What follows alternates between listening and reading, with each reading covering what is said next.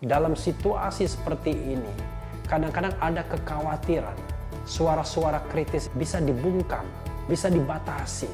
Tidak perlu dengan cara kekerasan, karena kalau kita bicara cara kekerasan itu adalah cara masa lalu.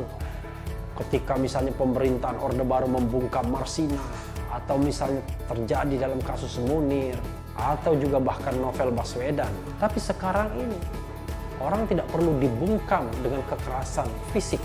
Cukup akses internetnya diperlambat atau bahkan dihilangkan sama sekali.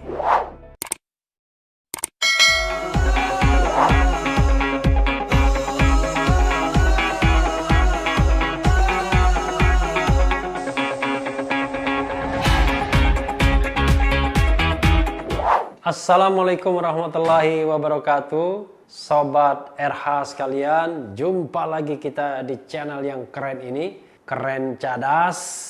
Hari ini kita mau uber berita keren. Nah, berita kerennya Presiden Jokowi divonis melanggar hukum bersama Menteri Komunikasi dan Informasi.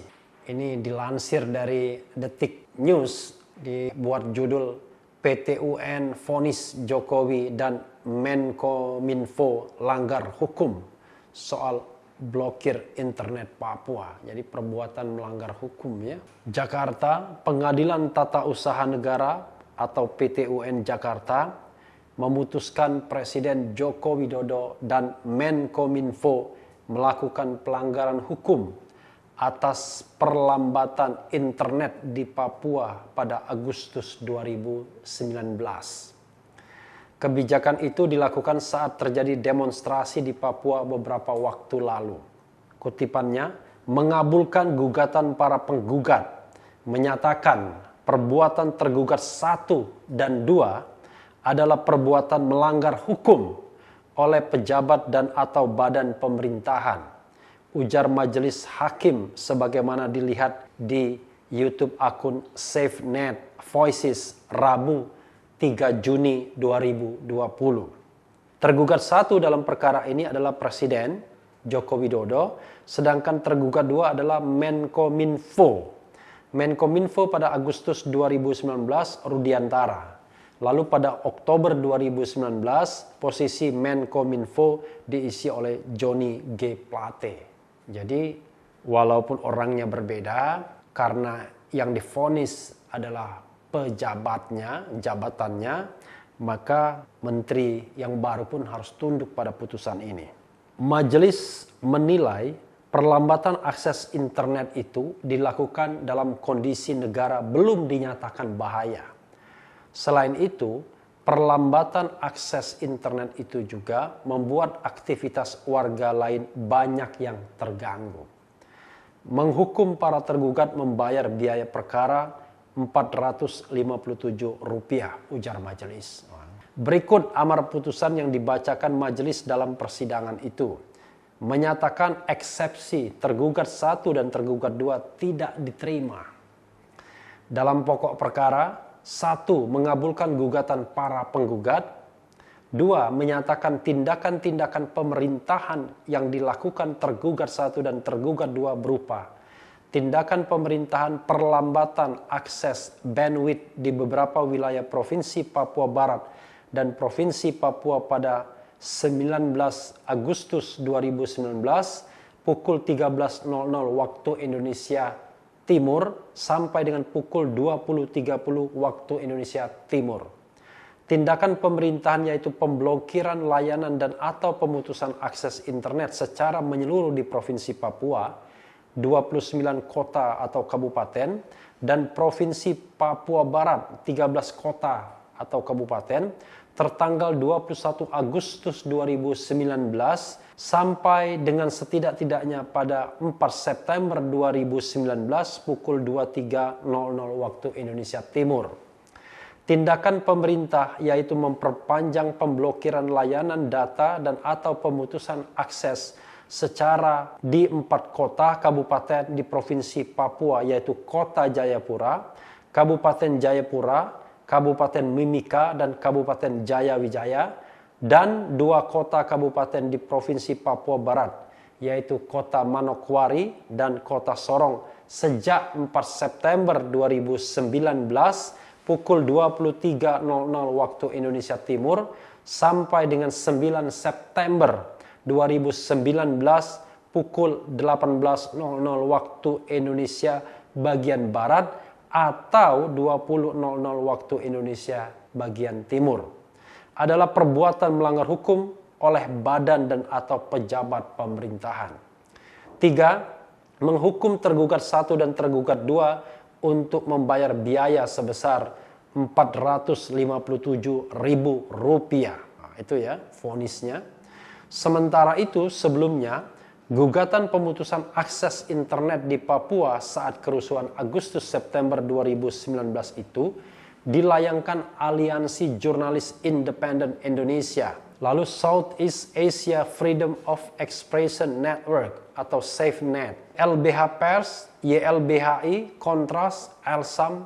Wah, ini semua organisasi hak asasi manusia semua ya. Mereka menggugat langkah pemerintah Presiden Joko Widodo yang memutus dan melambatkan akses internet.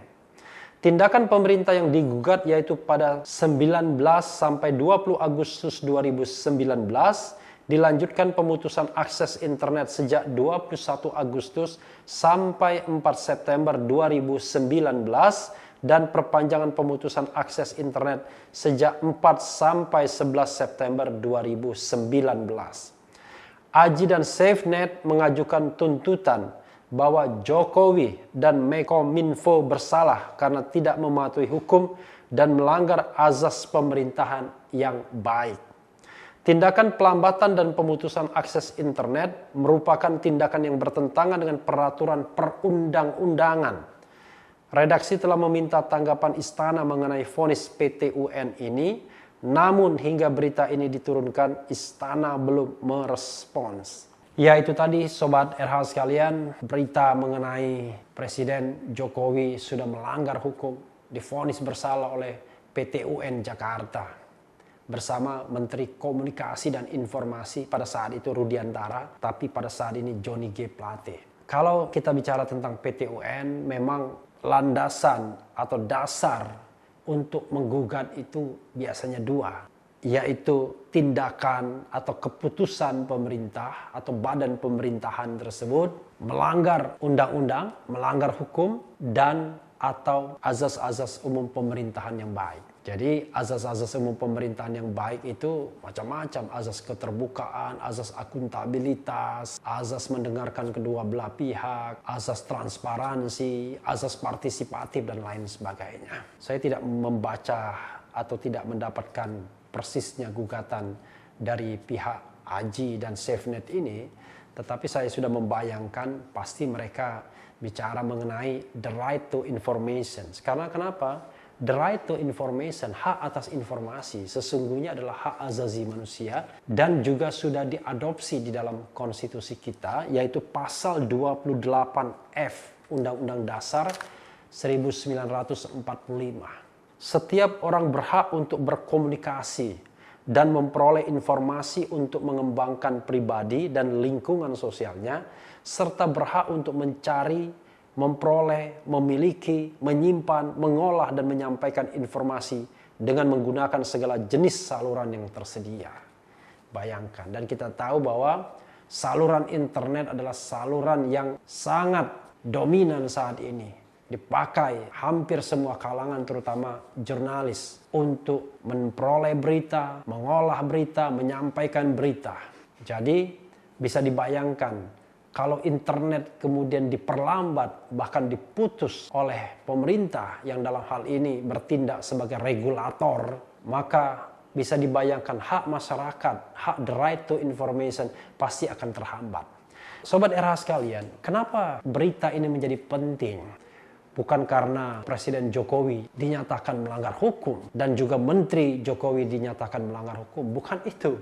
Tetapi ini mudah-mudahan menjadi presiden yang baik. Kenapa begitu? Bisa dibayangkan dalam situasi seperti ini, kadang-kadang ada kekhawatiran. Suara-suara kritis bisa dibungkam, bisa dibatasi. Tidak perlu dengan cara kekerasan. Karena kalau kita bicara cara kekerasan itu adalah cara masa lalu. Ketika misalnya pemerintahan Orde Baru membungkam Marsina, atau misalnya terjadi dalam kasus Munir, atau juga bahkan novel Baswedan. Tapi sekarang ini, orang tidak perlu dibungkam dengan kekerasan fisik. Cukup akses internetnya diperlambat atau bahkan dihilangkan sama sekali. Coba bayangkan di situasi pandemi COVID-19 ini. Kalau kita tidak memiliki saluran internet yang memadai, kita mau apa setiap hari? Kita akan bingung melakukan kegiatan apa. Karena andalan kita adalah saluran internet. Apalagi ketika saya pribadi misalnya atau orang-orang lain mulai membuat informasi dengan menggunakan kanal YouTube. Tidak lain, internet adalah prasyarat utama. Jadi kalau mau mematikan arus informasi, tandingan misalnya, suara-suara kritis masyarakat, maka cukup mematikan internet saja. Atau memperlambat internet, maka kita akan kelepek-kelepek, nggak bisa ngapa-ngapain. Nah, mudah-mudahan putusan Petun ini menjadi pembelajaran bagi kita semua, terutama bagi pemerintah, agar betul-betul menjadi regulator yang bertanggung jawab.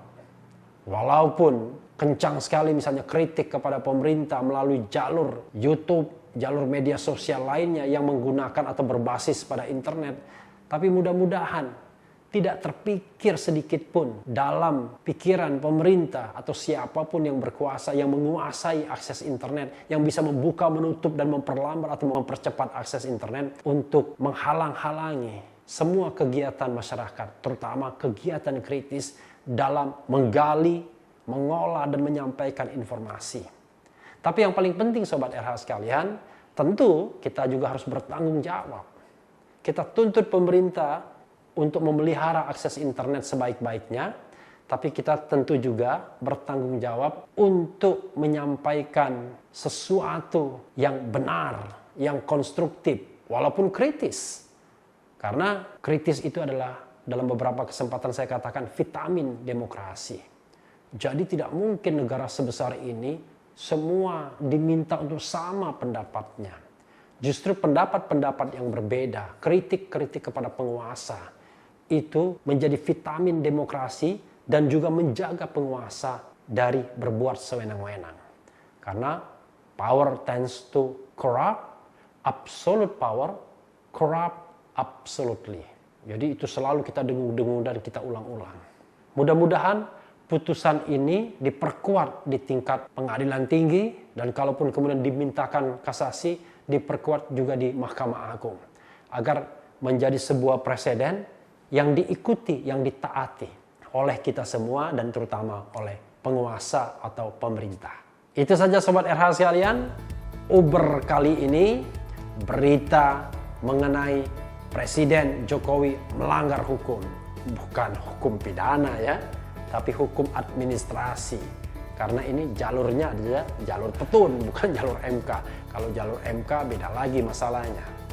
Tetapi ini memberikan pelajaran bahwa pemerintah dimanapun, penguasa dimanapun, kalaupun dia berkuasa, kalaupun dia menguasai sebuah sarana, dia tidak boleh memperlakukannya secara semena-mena. Apalagi itu menyangkut hak azazi manusia, hak azazi warga negara untuk mendapatkan informasi, yaitu the right to information. Yang penting adalah tetap di channel ini, karena di channel ini Anda akan dirayu, ditipu, dibaperin, dicecar juga di jalur khusus. Karena channel ini adalah channel yang membenci, memeras, dan mengancam. Jangan lupa subscribe, like, comment, and share. Ciao.